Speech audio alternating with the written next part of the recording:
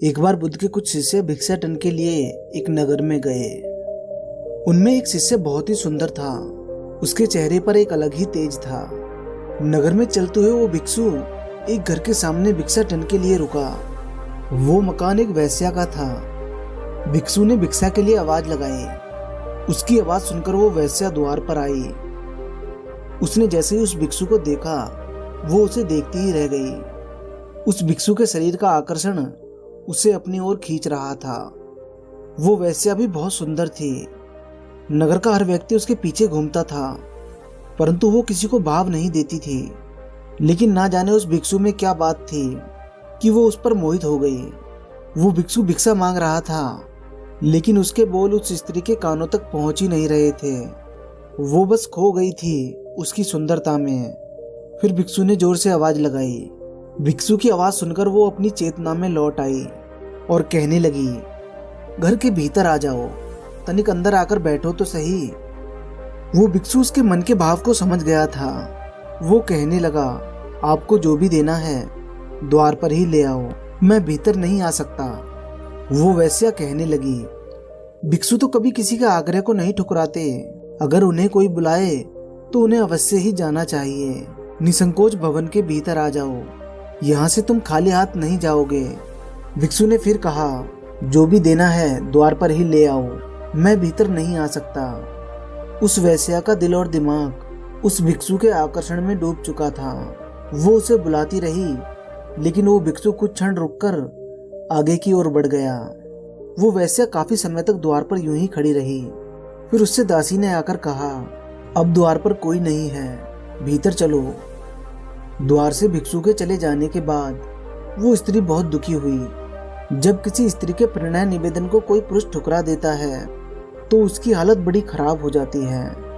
उस स्त्री ने अपने पूरे जीवन में एक ही बार किसी पुरुष के प्रति लगाव रखा था और उसने भी उसे इनकार कर दिया। वो अंदर से टूट गई थी। उसने नृत्य बंद कर दिया, गाना बंद कर दिया। जो दिन भर मुस्कुराती थी और लोगों का मनोरंजन करती थी, वो सुंदरी अब बिल्कुल मौन हो गई थी। भवन के द्वार सबके लिए बंद हो गए थे। उसने सबसे मिलना छोड़ दिया था। कई नगर सेठों के निमंत्रण आए, किंतु वो सभी से इनकार कर देती। अब तो एकांत ही उसने अपना जीवन साथी बना लिया था। दासी उसके लिए सुंदर सुंदर भोजन बनाती, पर उसकी भूख प्यास तो वो भिक्षु सदा के लिए ले गया था। उसे रात दिन वो भिक्षु ही याद आता। वो बहुत कमजोर हो गई थी, बीमार रहने लगी थी। वो कहते हैं ना, चिंता चिता से बड़ी होती है। चिता एक बार जलाती है और चिंता सदैव जलाती रहती है। धीरे धीरे उसकी सुंदरता क्रूरता में बदल गई। अब तो उसे कोई देखना भी पसंद नहीं करता था।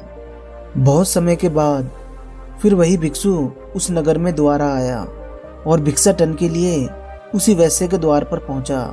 उसकी आवाज देने पर दासी द्वार पर आई और उसने उस भिक्षु को सारी बात बता दी।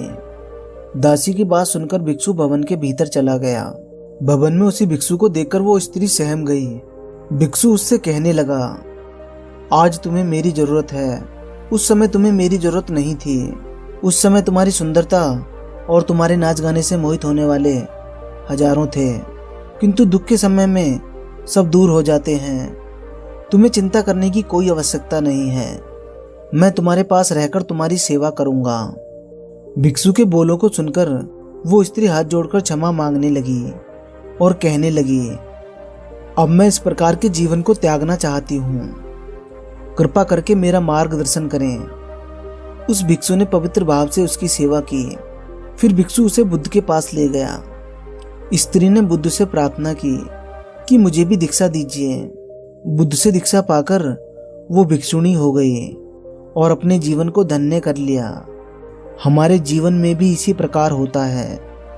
जब तक कोई वस्तु हमारे काम की होती है, तभी तक लोग उसका ख्याल रखते हैं। जब कोई चीज उनके काम की नहीं रह जाती, फिर वो उसकी तरफ देखते भी नहीं। सच्चा इंसान वही है जो बेशक मनुष्य के सुख में साथ ना दे, लेकिन दुख में अवश्य ही उसका साथ देना चाहिए।